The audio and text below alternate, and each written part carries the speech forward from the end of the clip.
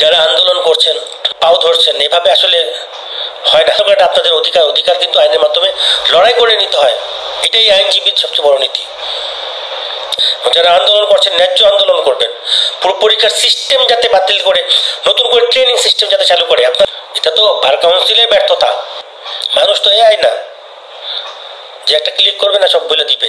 Viva চুট করে একটা কোশ্চেন জিজ্ঞান, না পারলে অপমান করে দেন, বলেন তার হবে না। অথচ দেখা যায় সে সবাই জানে নার্ভাসের কারণে বা অন্য কোনো কারণে সে বলতে পারতেছে না। আমাকে বার কাউন্সিলে ভাইবাতে ফেল করে দিছিল মাদ্রাসার স্টুডেন্ট হওয়ার কারণে।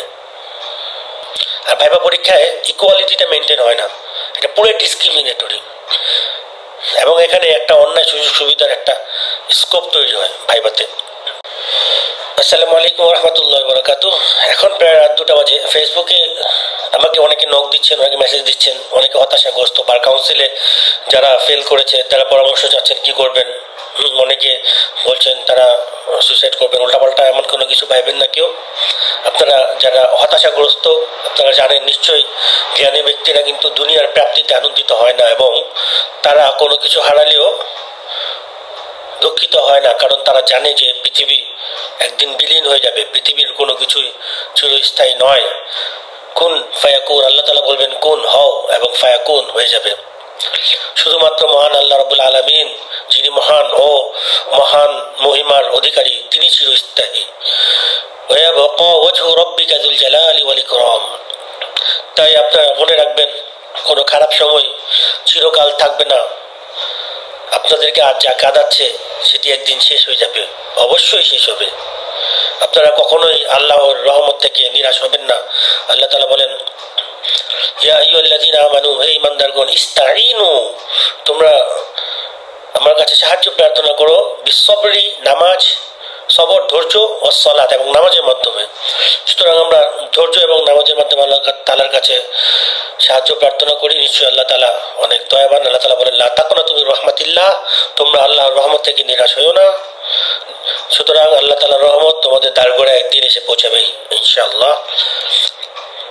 আপনারা জানেন যে বার কাউন্সিল 3টি ধাপে পরীক্ষা নেয়। আর এমসিকিউ যোগ্যতা প্রমাণ দিয়ে রিটেন দিতে হয়। রিটেনে পাস করার পরে আবার ভাইবা নেয়। 3 ধাপে পরীক্ষা দিতে হয়। বাংলাদেশের যে শিক্ষা ব্যবস্থা আসলে আমরা গ্রাজুয়েশন শেষ করার পর মনে করি যে চাকরিতে ঢুকবো বা বিভিন্ন পেশায় ঢুকবো, অথচ বিভিন্ন পেশায় ঢোকার আগে দেখি যে সেখানেও একটা বড় ধরনের কম্পিটিশন পার করে সেখানে যোগ্যতার প্রমাণ দিয়ে তারপরে চাকরিতে ঢুকতে হয়।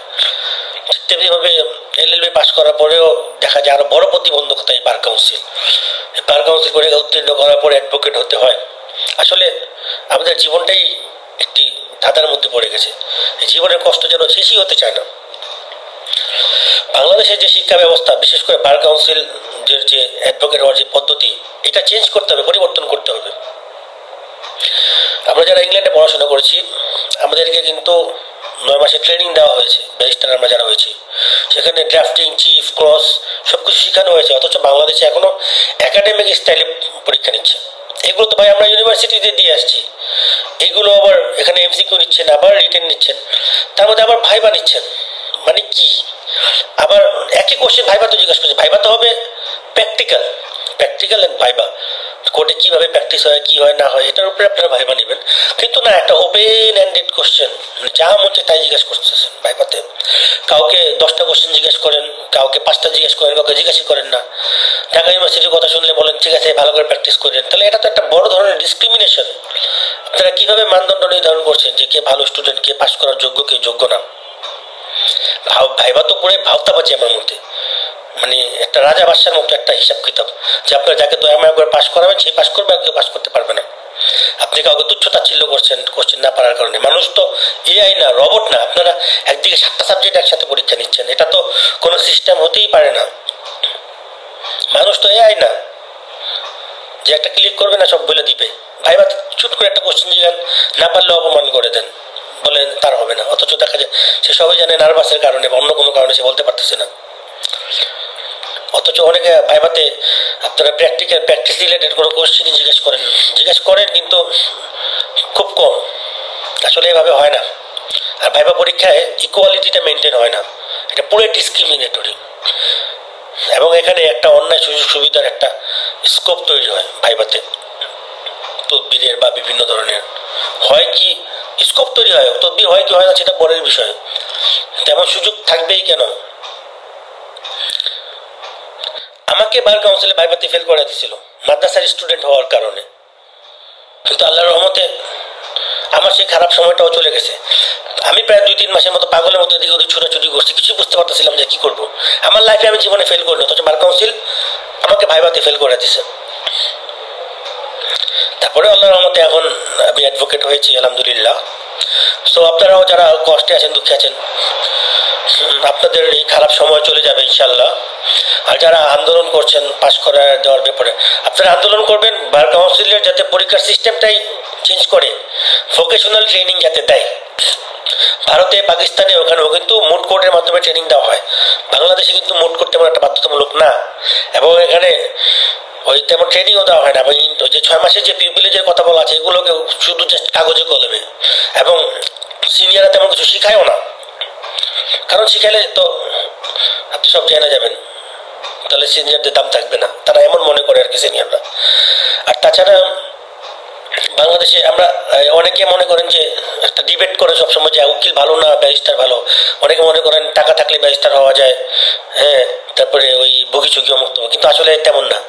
ব্যারিস্টার হওয়ার জন্য খুব কঠিন একটা পরীক্ষা, একটা যোগ্যতা লাগে, সবাই ব্যারিস্টার হতে পারে না টাকা থাকলে। একটা ব্যারিস্টারে ভর্তি হওয়ার জন্য একটা নির্দিষ্ট পরিমাণ একটা রেজাল্ট লাগে, তারপরে ভর্তি হওয়ার পরে পাস করা অনেক ডিফিকাল্ট, এবং সেখানে অ্যাকচুয়াল ট্রেনিং দেওয়া হয়, drafting, cross, chief, opinion writing, client handling, client conferencing, কীভাবে ক্লায়েন্টের সাথে কথা বলতে হয়, সব কিছু এখানে শেখায়। সো এগুলো বাংলাদেশে অনেকে জানেই না যে ওপিনিয়ন রাইটিং কী, বড় বড় 2-4টা গল্পের চেম্বার ছাড়া অনেকে জানেই না, কেউ তো অভিনয় নেয়ও না। এমন এমন জিনিসের ট্রেনিং দেয় যেগুলো বাংলাদেশ অনেকে নামই শুনে নেয়। সিনিয়র অ্যাডভোকেটরা জানেন, লার্নেডরা, কিন্তু যারা জুনিয়র নামই শুনে নেয় অনেকে এমন জিনিস। আমাদেরকে ড্রাফটিং শেখায়, চিফ শেখায়, ক্রস শেখায়, হ্যাঁ, ওপিনিয়ন শেখায়, সবই শেখায়, এবং মোট কোর্টের মতো করে একটা ওই পরীক্ষা হয়, আমরা জেরা করি, জবানবন্দি নেই, এগুলো পরীক্ষা হয়, পরীক্ষার মাধ্যমে হয়। কিন্তু বাংলাদেশে একটা সার্কাসের মতো মুখস্থ করে গেলাম, মুখস্থ বিদ্যার উপরে পরীক্ষা নিল, শেষ, পাশ করলাম, কোর্টে যেয়ে তারপর পিয়নের মতো এদিকে ওদিক দৌড়াইলাম। অথচ কোর্টের একটা পিয়ন পেশ করা আমাদের থেকে ভালো জানে প্র্যাকটিক্যাল নলেজগুলো আর কি, এবং তাদের ইনকাম আমাদের থেকে অনেক বেশি, তারা লাখ লাখ টাকা মাসে কামায়, অথচ আমরা 200-300 টাকার জন্য সারাদিন কোর্টে দৌড়াদৌড়ি করি সিনিয়রের পিছনে। কারণ আমাদেরকে বিদেশে ডে 1 থেকে যাতে আমরা কোর্টে প্র্যাকটিস করতে পারি এইভাবে ট্রেনিং দিয়ে দেয়। আর বাংলাদেশে আমরা এত কিছু পড়াশোনা করার পরেও পিয়নের কাজ করতে হয়, কিচ্ছু জানি না। পাস করার পরে ফোন দিতে হয়, মামা ওই অমুক ড্রাফটটা দে তো, হ্যাঁ মামা এই যে এই কোর্টে ফাইল করতে হবে, এটা কীভাবে করতে হবে, এখনও এভাবে ফোন দিয়ে দিয়ে আমাদেরকে জিজ্ঞেস করতে হয়। যারা নতুন আইনজীবী আছেন তারা জিজ্ঞেস করেন। এটা তো বার কাউন্সিলের ব্যর্থতা। বার কাউন্সিল যদি ট্রেনিং দিতে না পারে, প্রয়োজনে যারা কোচিং সেন্টারের মালিক, কোচিং সেন্টার পরিচালনা করে, তাদের মাধ্যমে একটা একাডেমিক একটা সিস্টেমের মধ্যে এনে বার কাউন্সিল বিএসবির মতো রেগুলেটরি বডি করে তাদেরকে দায়িত্ব দিয়ে দিক, এবং কিছু জাস্টিস মহোদয়দেরকেও রাখুক সেখানে, ওনারা ট্রেনিং দিবেন। এমন তো না যে পরীক্ষার্থীরা টাকা দেয় না, কোচিংয়ে তো ঠিকই টাকা দেয়, প্রয়োজনে টাকা নেন তাদেরকে ট্রেনিংয়ের জন্য। আপনারা যে একটা 1500 টাকা না কত করে নিলেন, এগুলো বগিচুগি, এগুলো হুদেই, এগুলো ট্রেনিং না, এগুলো একটা দুটা কোর্স ওয়ার্ক করলেন শেষ, এগুলোকে বলে কোর্স ওয়ার্ক। মূল ট্রেনিং একটা লম্বা সময় ধরে হয়, এবং সেটা আবার পরীক্ষা হয়। সুতরাং যারা আন্দোলন করছেন, যে জাস্টিস মহোদয়দের পাও ধরছেন, এভাবে আসলে হয় না। আপনারা এই হাত পাও ধরে, আপনারা যদি মনে করেন আপনাদের অধিকার কিন্তু আইনের মাধ্যমে লড়াই করে নিতে হয়, এটাই আইনজীবীর সবচেয়ে বড় নীতি। অধিকার আদায় করে নিতে হয়, এভাবে দয়াময় হাত পাও ধরে অধিকার নিতে হয় না। হাত পাও ধরে এভাবে দুর্বলতা দেখালে কখনো আপনার অধিকার ফিরে পাবেন না। যারা আন্দোলন করছেন ন্যায্য আন্দোলন করবেন, পুরো পরীক্ষার সিস্টেম যাতে বাতিল করে নতুন করে ট্রেনিং সিস্টেম যাতে চালু করে, আপনারা যাতে প্রথম দিনই কোর্টে যেয়ে যাতে মামলা হিয়ারিং করতে পারেন, কারো হেল্প না লাগে, কারো সহযোগিতা না নিতে হয়, এমনভাবে যাতে আপনাদেরকে ট্রেনিং দেয়। আপনারা এভাবে যাতে বার কাউন্সিল একটা রেগুলেটরি বডি খুলে এটার জন্য আন্দোলন করেন, অযথা উল্টাপাল্টা আন্দোলন করে লাভ নেই। এবং এটা ঠিক যে যারা লঙ্কা যায় সেই হয় রাবণ, অ্যাডভোকেট হয়ে গেছে, এখন তারা চাইবে যে নতুন অ্যাডভোকেট না আসুক পেশায়, কিন্তু এভাবে হিংসাত্মক জিনিস রাখা যাবে না। রিজিকের মালিক আল্লাহ। এবং ভারত পাকিস্তানেও কিন্তু আমাদের মতো সিস্টেম না, তারা অনেক আপডেট হয়ে গেছে। তাছাড়া এই যে অনেক লার্নেড সিনিয়র অ্যাডভোকেটরা আছেন, ওনারা 20-25 বছর আগের যে জ্ঞান নিয়েছেন ওই নলেজের মধ্যে ওনারা সীমাবদ্ধ। ওনারা মনে করেন ওটাই আইন, ওইভাবেই চলতে থাকবে। যেমন আমরা একটা দলিল ড্রাফট করতে চাই, ওনারা 20 বছর আগে লেখছেন কদাত, মিজং, হ্যাঁ এই যে আইনের ভাষাগুলা, কস্য, এগুলো এখন দরকার নাই, সব প্রচলিত নাই। কিন্তু ওনারা মনে করেন না এগুলো না দিলে হবে না, দলিলে ওগুলো থাকতেই হবে, অথবা চলিত ভাষা সাধু ভাষা করিতে হইবে, যাইতে হইবে। ওনারা মনে করেন এটা আইনের ভাষা, আমরা যদি সাধু ভাষায় লিখে মনে করি কাইটা দেখো একটু আইনের ভাষায় লেখো, কিন্তু এটা তো না। এবং আমরা ইংল্যান্ডে দেখেছি বিভিন্ন মামলায় বিভিন্ন ফর্ম আছে, ক্লেম ফর্ম আছে, N1 ফর্ম আছে, যে ফরম্যাট আছে, ফরম্যাট করে আমরা শুধু জাস্ট ড্রাফটটা বসায় দিই, আবার অনলাইনেও দিতে পারি। বাংলাদেশে কেন আমরা অনলাইন ডিজিটাল করতে পারি না? বিশেষ করে যে সিনিয়র যারা আছেন ওনারা আইন অনলাইন বুঝেন না, হ্যাঁ ই করতে পারেন না, আবার ওনারা বলেন আমরাই বুঝি না, এই জন্য আমরা আটকে রাখছি। অনেকে বলছে আমাকে, কথা হলো ট্রেনিং দেন, সিনিয়রদেরকেও ট্রেনিং দেন আপনারা। সিনিয়রদের তো ভয়ের কিছু নাই, আপনারা অনলাইন হলে আরো মজা, ভাষায় আমরা চেম্বারে বসে বসে মামলা ফাইল করে ফেলতে পারলাম। এখানে যাবো, পিওর পেস্টারে ঘুষ দিতে হবে, হাজার হাজার টাকার ফটোকপি করতে হবে। আরে ভাই, কাগজ নষ্ট করার দরকারটা কি? এখন ডিজিটাল যুগ, এত হামুড়ি কিছু, একটা মামলা একটা মানুষের ক্ষতি হয়েছে, সে সমাধান চাইতে গেছে, একেবারে অনেক কিছু একেবারে মহাভারত অশুদ্ধ হয়ে যায়নি। আচ্ছা যেভাবে যা করেন, একটা মামলা চার্জ গঠন করতে গেলে 1 বছর 2 বছর লাগাই দেন, সময়ের পর সময় মঞ্জুর করতে থাকেন। এখনো আইন সংশোধন করা হয়েছে, তারপরে সিভিল মামলা 100 বা 200 বার সময় মঞ্জুর করে দেন। মানে কোনো আপনাদের কোনো ই নেই, একটা চার্জ গঠন করতে কতবার সময় মঞ্জুর করা লাগে? তাহলে বিচার প্রার্থীরা কি বিচার পাবে না? এগুলো ট্রেনিং দেন, আদালতকেও ট্রেনিং দেন এবং অ্যাডভোকেটদেরকেও ট্রেনিং দেন। বার কাউন্সিল এবং ওই সুপ্রিম জুডিশিয়াল কাউন্সিল ইয়েদেরকে ট্রেনিং দিবে, আইনজীবীদের কি বলে জাজদেরকে, আর বার কাউন্সিল আমাদের অ্যাডভোকেটদেরকে ট্রেনিং দিবে কিভাবে পেশা মান্যত করা যায়, কিভাবে কি করা যায়। হ্যাঁ আদালত যদি কোনো অন্যায় করে বা না মানে, তাহলে তাদেরকে কিভাবে বোঝানো যায়, কিভাবে কনভিন্স করা যায়, এগুলোর উপর ট্রেনিং দিবেন। কিন্তু কিছুই তো হচ্ছে না। স্টুডেন্টদের জন্য কিছু করছেন না, আইনজীবীদের জন্য কিছু করছেন না, শুধু বছর গেলে টাকা নেন, শুধু বছর গেলে টাকা নেন। বিভিন্ন বার অ্যাসোসিয়েশনগুলোও এমন, টাকা থেকেই চিনে তারা, লাইসেন্স থেকে ক্যান্সেল করে দেয় ওই টাকা না দিলে 3-4 বছর। এগুলো ঠিকই বোঝে, কিন্তু কিভাবে যে ভালো আইনজীবী তৈরি করা যায়, কিভাবে ট্রেনিং দেওয়া যায়, এগুলোর পিছনে কেউ কাজ করে না। সব তোমার ধান্দায় থাকে। পাবলিকের ভোট দিয়ে তারা নেতা হয়, নিজেরা ধান্দা করে লাখ লাখ টাকা ইনকাম করে জামিন শুনানি করে। আর যারা ভোট দেয় ভোটার, তারা কচু, কিছুই নাই। সুতরাং আপনারা এই পুরো পরীক্ষার পদ্ধতি পরিবর্তন করুন এবং যোগ্য আইনজীবী মানে বানান। এবং যারা আন্দোলন করছেন আপনারা ন্যায্য আন্দোলন করুন।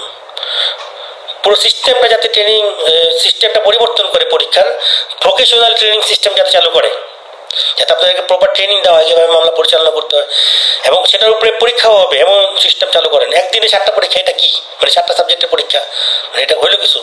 প্রয়োজনে আপনি একটা একটা করে নেন, সিপিসি নেন, একটা সিআরপিসি নেন, যারা ক্রিমিনাল প্র্যাকটিস করবে তারা ক্রিমিনাল এক্সপার্ট হবে, পুরো ঝাঁঝালো ভাবে পড়বে পুরো ক্রিমিনাল। পরীক্ষার কোশ্চেন লাগলে অনেক হার্ড করুন, অনেক ক্রিটিক্যাল করুন, অ্যানালাইটিক্যাল করেন, একটা একটা করে পরীক্ষা নেন। সিভিলও একই কাজ করেন, তাহলেই তাদের বোঝা যাবে যোগ্যতা।